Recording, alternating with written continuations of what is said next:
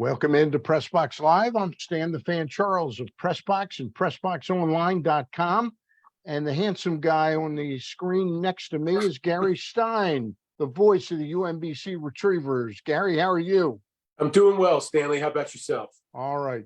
Anytime I get a chance to spend some time with this young lady, Jacqie McWilliams, the commissioner of the CIAA, is a really pleasant time. She's got a warm smile and she's for real. And we're going to talk to her about the CIAA tournament, which is coming up February 21st to 25th at the new CFG Bank Arena. We'll talk about that with her in just a second. But right now, I got to tell you that in addition to the Costas Inn, our season-long sponsor, baseball betting is here. Bet $5 with DraftKings, you get $200 in instant bonus bets, along with other great incentives and promos when you sign up at PressBoxOnline.com/offers. Baseball futures bets, season specials, and player award bets are already live in Maryland. Go to PressBoxOnline.com/offers now for your shot at winning big. And joining us now is somebody who has won big in her position as commissioner of the CIAA. Let's have a round of applause for Jacqie McWilliams. Thank you. Jacqie, first of all, welcome back to Baltimore. Are you in town now, or you're back in Charlotte or wherever home is? Yeah, I will be in Baltimore in less than 24 hours. So getting ready for the big tournament. So we're loaded up and ready. All right. Let me start with the fact that word came out today, Baltimore Business Journal, that the CFG Arena isn't fully completed and will not be fully completed until the April 7th Bruce Springsteen concert to officially kick off the arena. But this was the last event at the old arena. It's the first event at the new arena. You knew that it probably wasn't going to be fully ready, correct? Yeah, we've been with them since prior to the tournament last year. And as soon as we finished that last game last year, they start breaking down and started the construction immediately. So we've been on several calls with them to get updates, to have an understanding what was going to be available. Not obviously, we would have liked the whole entire arena to be ready, but we understood if we had the spaces that were going to be most important for us, the court, the officials' rooms, the student athlete rooms, operations, a few suites to manage, we would be fine. I think all the spaces that we have are going to work perfectly for us. And to give us a chance to see the things that we can, again, we can operate with anything. We had a little pipe and drape for the signage, we're good, but the facility looks really, really good. I'm excited. Now, I know for you, the move from Charlotte to Baltimore, first of all, it would have been the easiest thing in the world for you to stay in Charlotte. That's where the CIA headquarters are. You sort of gambled on Baltimore. Any second thoughts, regrets with what's transpired here? Not at all. I mean, we can run this tournament from my house and make sure that we deliver exactly what we have promised our student athletes, our membership, and our fans and alumni. Moving to Baltimore really gave us a chance, as we said last year, to reset and now we're in a state-of-the-art facility. So there's no question about the facility at all. The hotels have been great. We have reasonable rates.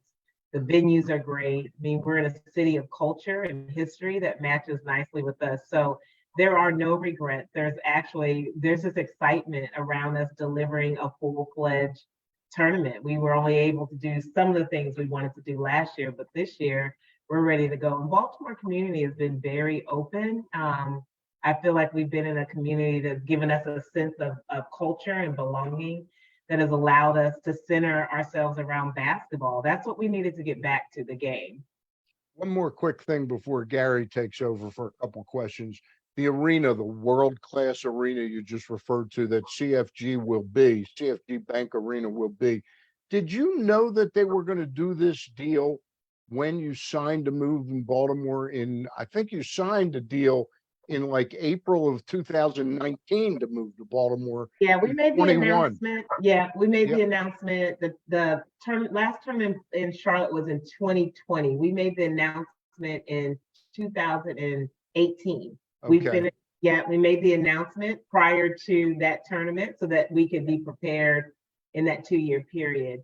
I think there was discussion possibly that there could be something done, but nothing, again, for us, if you're gonna renovate a building that there was some concerns with, Yeah, there was not an issue with that. I think it was just the timing. And please know, everybody, including presidents who do construction on their campuses, throughout the year, we all know what construction looks like. If you built a house, you know what construction looks like. So there were some concerns, and we were biting our nails all the way up probably until like today. So I'm very excited and thrilled that they were committed to getting this building in a space that we can actually operate this tournament. We needed seats and we needed the teams to be able to play in the gym, in the facility. yeah. Well, Jacqie, I got to tell you, we're thrilled to have you back. So thank you for that, number one. Number two, and you just touched on it a minute ago, I'm really interested around the culture of what you're bringing to Baltimore again this year. I'm talking about HBCUs, historically Black colleges and universities, whether they be at the D2 level or the D1 level. We're very familiar with them here in Baltimore with Coppin State University, Morgan State University. Obviously, we want to talk about the basketball and we want to see the basketball, but just talk a little bit more about the culture that you're bringing and like more of a holistic view of what this event is going to be like for the city. Yeah, I love that question because the tournament, the CIAA period is an experience. And as one of our, I call them CIAA gladiators, one of our team members said, it's not just the experience, it's a movement. And it's a movement when you're connecting yourself to the things that are really important to your culture, your HBCUs. You know, HBCUs, as we know, were founded based on education and not having access and opportunity. And athletics was the other piece that, you know, have brought all these great players from football to basketball, tennis, and all these other sports because they had nowhere else to go. I think we have the ability to always highlight that and support that legacy and tradition in this conference and tell those stories throughout the year. Black history is the greatest time for us. And with the tournament being in February every year, it gives us that energy to do that and the synergy to do that and connect with a city that has currently, has HBCUs and has a history of culture, music, and food. And if you know anything about the CIAA, yes, basketball is the core, but we love food, we love the party, we love music. And so the CIAA is truly entertainment. It's art, music, entertainment, all built in together.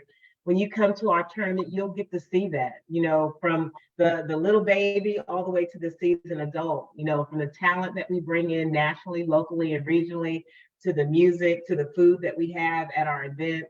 I mean, we truly make it a connection and a cultural experience for our students, our student athletes, our sponsors. I mean, the minority and women-owned businesses. I was really proud to see how we connected with them. That is dear to my heart, to engage them for an event this big that is a multi-million-dollar event.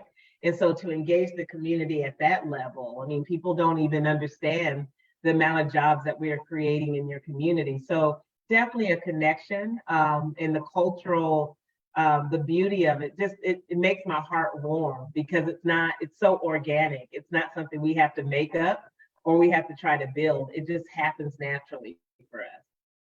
And I know, Jacqie, the tournament is only, what did we say, from February 21st to 25th. So it's a 5-day event. I'm just wondering / hoping, you know, do you have an opportunity to get in front of some Baltimore City youth and really connect them to the HBCU experience and kind of, you know, show them like a role model of what, you know, a young Black athlete / scholar could be? Like, they may not even be aware of the opportunities that are out there for them. Yeah, that's the other thing, you know, with our Education Day and Career Expo, you know, we pondered back and forth, is this an event that we can do? Baltimore City school system is very different than the Charlotte school system, right? How you get students around is very different. But we have an amazing team in the school system and working with the mayor's office and trying to coordinate. I mean, I can't remember how many students, we got a waiting list of 800, you know, individuals trying to get to Education Day. So we're 2,500 students plus. I go to every single CIAA official event that I can to, mostly that's education bound. The parties I try to go to, but that doesn't normally happen. because I'm a little tired and my feet hurt. But when we get to Career Expo, where our partners are, where our students are, there is a connect there. It's really important for the students in Baltimore to see that there are HBCUs here locally, regionally, nationally, that they can be a part of. And we really want them to come to CIAA schools. Our presidents love the fact that we have this event, and we're very direct and intentional about bringing those students to our institution. Many of our students, when they come to Career Expo or when they come to Fan Fest and our institutions are set up, they do enrollment right there. There are a lot of students who've gotten scholarships on the spot. They've got enrolled on the spot. Their fees have been waived in order to allow them to apply to the institution if they bring their things. So it's a pretty unique experience where we have data that shows that students, when they come to the tournament and come to some of these events, that they have success by coming to our schools. And when they go to, I've seen this too, Gary, you'll be tickled. We had a success story, and this is just one of many. A middle school student goes to one of our programs, then they go to the high school program that we have. They graduate, they end up going to one of our institutions. They graduate from the institution, but while they're at the institution, they go to Career Expo. They meet one of our partners, they get an internship, they work at one of Food Line or Coca-Cola, they end up getting a full-time job there, or they get a job somewhere else. So I know what we do really works, because that's just one or two stories that I can tell you about, but there's a million of those stories based on what this conference has done and the access that we have provided for local students and HBCU students. That's great. Jacqie, that's a great answer. Jacqie, historically, when the tournament was in Charlotte, what percentage of game attendees are citizens of the city it's in, or the percentage of people coming? Because this is an event you want to travel to if you're if you're with one of the schools. Yeah, what's interesting is, and I don't have the numbers in front of me, but I can tell you, the challenge with locals leaving out when we come in is always where it worries me for any event, right? Because part of the event is supposed to be an integrated event for the locals and for those who are coming in.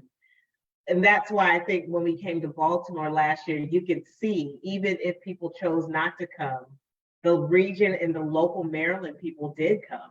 And that's what we needed to see. Like, we don't need you to leave out of town because you have this event coming. We need you to be a part of the experience. And I'm not saying that happened all in Charlotte, but you can just tell by the data and the economic impact where people are coming from. North Carolinians, they love being here because they can drive here and go back home in the same day or night.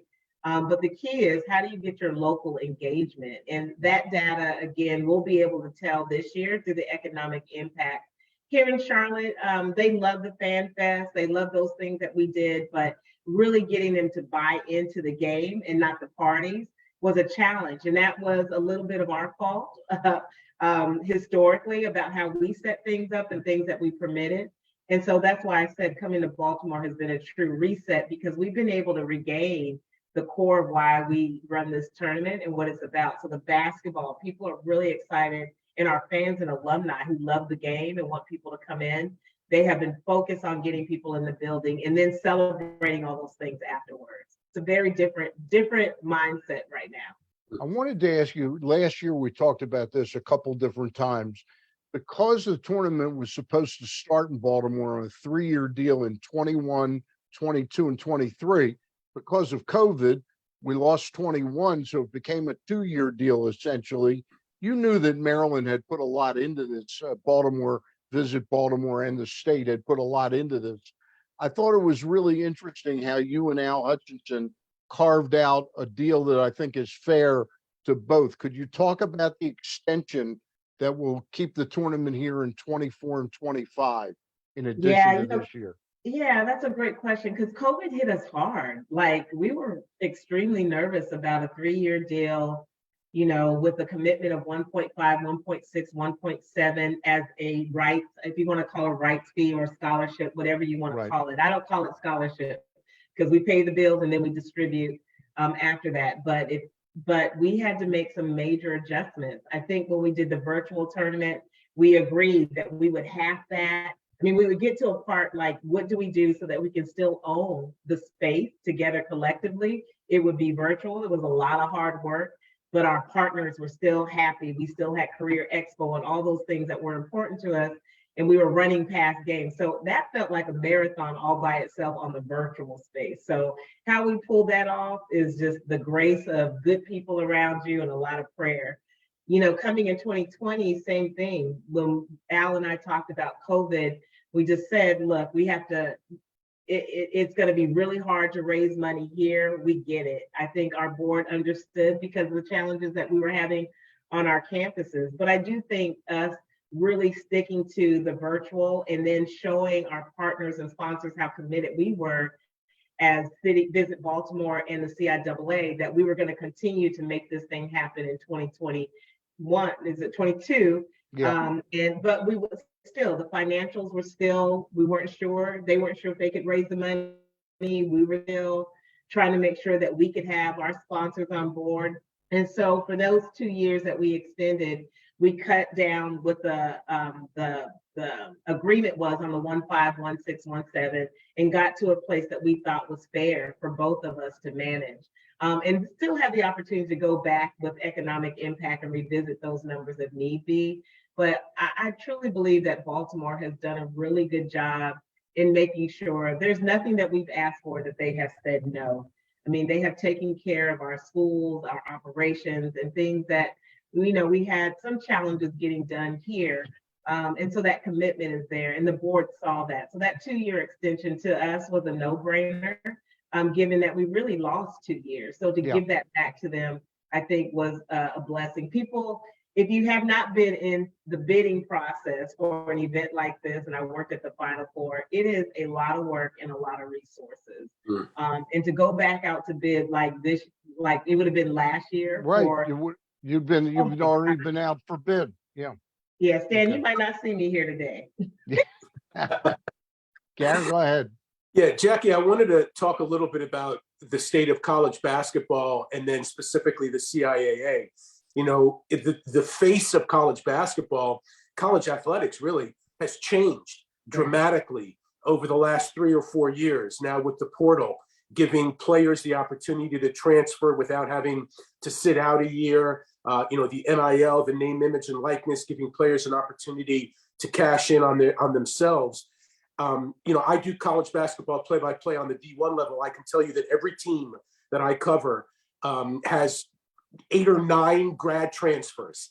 Like, these rosters change every year now. And I'm just wondering at the CIAA level, what has been the impact of those things on your basketball?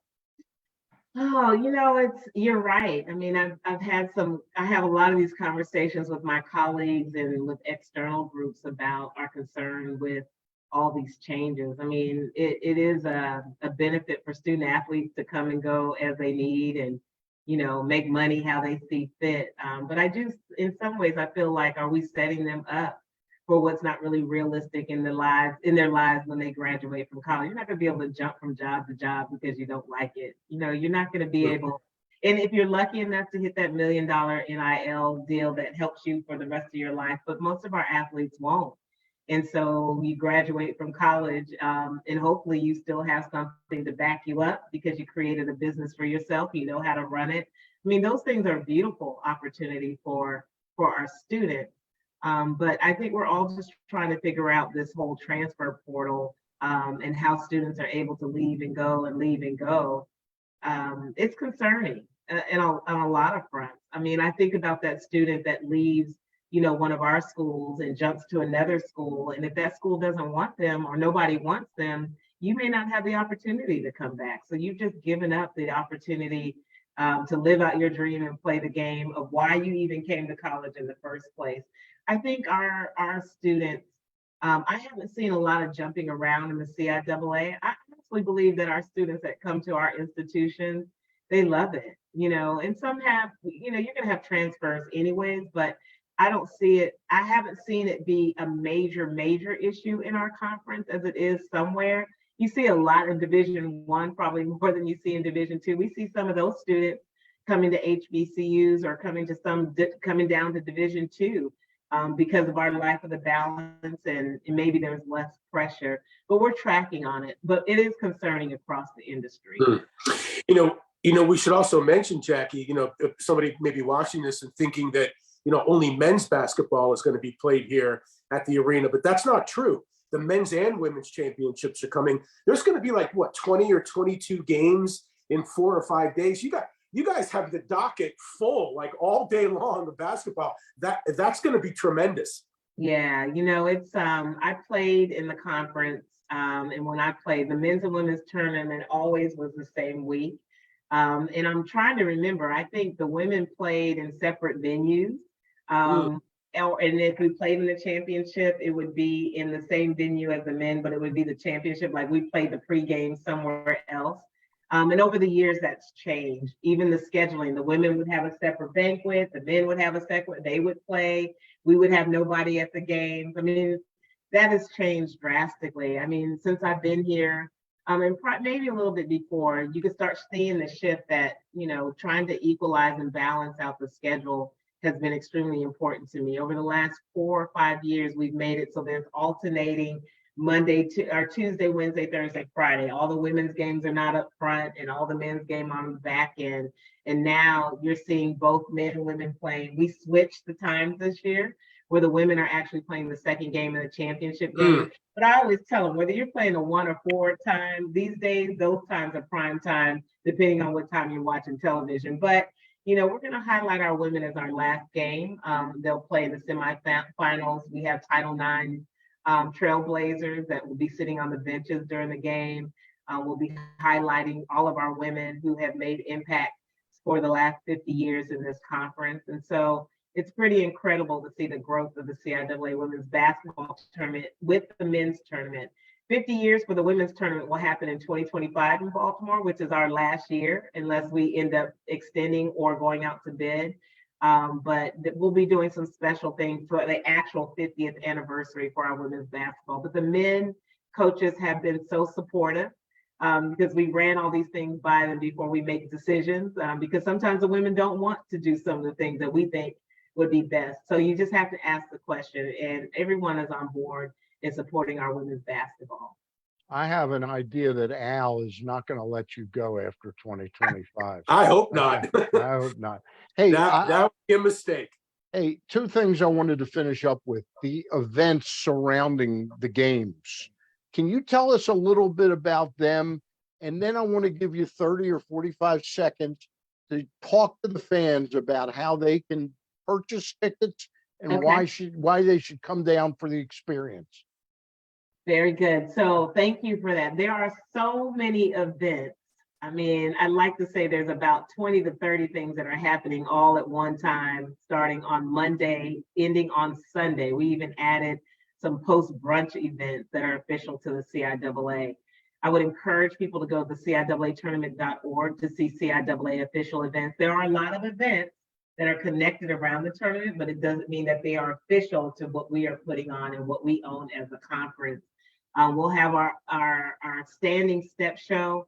That is almost sold out. I would anticipate that once people get to Baltimore and looking for things to do, that if they see that there's an opportunity to go to the step show, it will be sold out. That's a beautiful event where a lot of our college and locals are able to go to. We have our first ever CIAA alumni party over at the Rams Head Live. We have never done this. All 12 member institutions have collaborated with our team to put on an amazing day party, an event that I hope that I can just stop through and say hi for a second. I don't know if I will, but it's pretty incredible to watch our community of institutions take themselves out of their own mix at their institution and build something collectively where it's truly an HBCU homecoming at the tournament for all alumni and fans.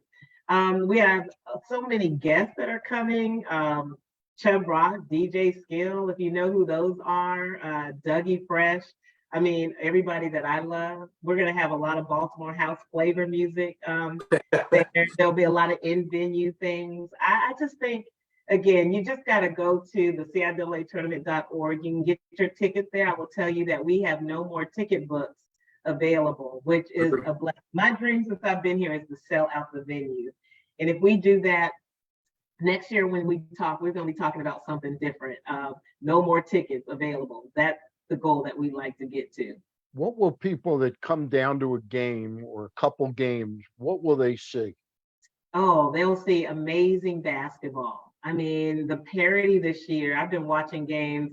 I sit on Saturday and watch games on every platform we have, from men's to women. I mean, you just don't know who's going to win. If you think your team is number one right now, you just need to watch them throughout the week and see if they get to Saturday, because there's no guarantee. Somebody asked me today, who do you think is gonna? I don't think anybody. I'm just not even gonna say any name, because the tournament has so much talent. These student athletes, whether they go to the NBA or WNBA or not, they are coming and ready to win a championship. This is probably just as important as it is to win a national championship. I always tell people I had the opportunity to play, and our 1988 women's basketball team will be inducted in the Hall of Fame this next Friday.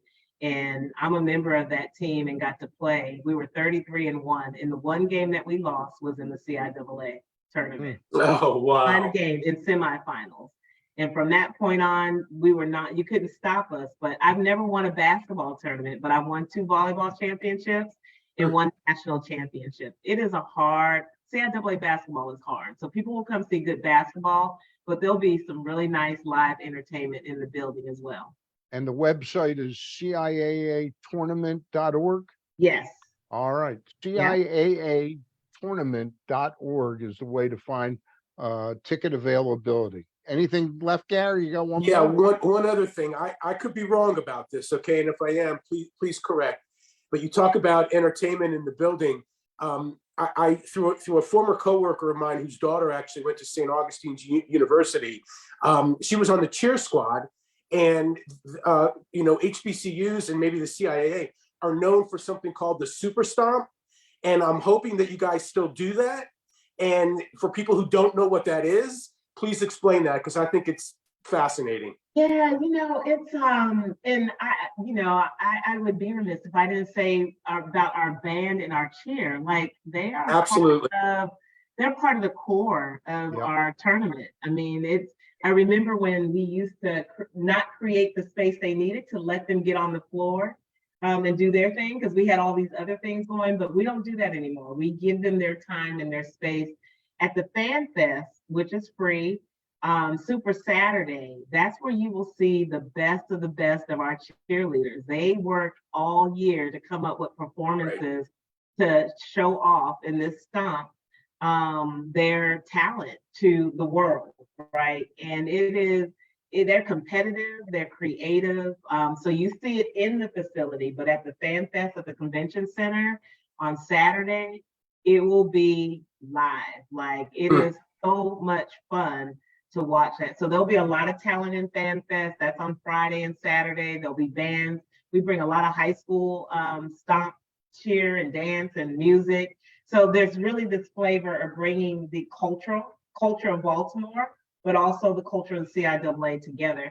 And I will say this, a lot of our students, our cheer, our band, our queens and kings, we also crown them during Fan Fest on Saturday. They all do community service. Samaritan's Feet is one of our partners, international. I used to be on their board. Dear to my heart, we will distribute, I think, about 400 pairs of shoes at an elementary school in the city. Our students will actually go there with some partners and put shoes on their feet and give them new socks. And then our Queens and Kings will go to some other schools and do some things there. So yes, we're going to have a good time, but we're also going to leave great footprints in the community. It's quite a week ahead, February 21st to the 25th at the almost completed but newly furbished CFG Bank Arena. We thank Commissioner Jacqie McWilliams. You've always been gracious with your time, and we appreciate it a great deal. Have a successful week, Jacqie. Thank you, Jacqie. Dan. Thank you, Gary. Appreciate you both, and God bless you, and look forward to seeing you all. I'll see you out there. Okay. All right. I wanted to tell everybody a little bit about my favorite sponsor, the Costas Inn, and I just happened to be out there last night. Gary, I was there with John Colson, who you know, and my brother, who you know, Alan Charles, and we had a good time there sitting and talking to Pete and Nick and watching some sporting events there at the bar. Really nice. Crab cakes to the right of me, crab cakes to the left of me. But I found my special dish out there is not crab related. I love the way they do their ribs there. They do a fantastic job with the ribs. But whether you like to eat in or eat out, the Costas Inn has you covered any which way, and it's a great place to go watch sporting events inside. But if you're not comfortable, they handle you outside, curbside. You go online to costasin.com and you order your food, you pay for it online, and then you pick it up. You don't even have to get out of your car. Just let them know you're there, and they'll bring it out to your car. And everything is packed the way Gary Stein would want it packed. All right. Sounds good. Gary, what's going on with you? Anything new? Just college basketball season coming down to crunch time, so that's important. But also men's lacrosse and women's lacrosse, for that matter, starting now too. So I'm going to be pulling double duty for the next couple of weeks with the windup of college basketball and the beginning of college lacrosse. And it's a great time of year. I love it, and it's always good because spring is coming. That means baseball's coming, and it's just a great time of year for sports. Yep. I was at the Loyola Maryland game last week. Charlie Toomey did a great job getting his team ready. And they defeated Maryland. That was a tough one. And Maryland lost their goalie for the season. For the season, he's gone now. Wow. That's number one goalie. Yeah. Yeah. But Tillman, I know he left the game with about 3 minutes to play. As Bruce Posner always told me, Tillman always has something ready. He's got like the number one goalie freshman in the country or something like that, but he's got a fifth-year senior from Binghamton or somewhere, a veteran guy that'll come in now to have first shot at the job. Wow. John Tillman does an amazing job there. Yeah, but you're right. I mean, hats off to Charlie Toomey. I know that, their attack is kind of turned over from year over year. They got a lot of young guys, but apparently their defense is veteran and solid. And I think that was the big thing against Maryland. They were really good. But I have to say this, in fairness to Maryland, it wasn't that they got outplayed totally. Maryland won the faceoffs like 24-5 or something like that.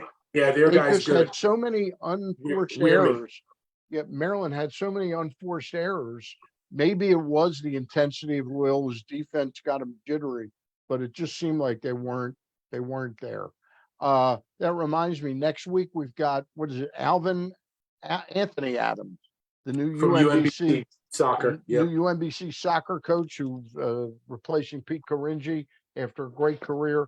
And then the following week, we're going to have in the successor to our friend Rob Ambrose, Pete Shinnick is going to join us to talk about his upcoming first season at the head of a Division I program.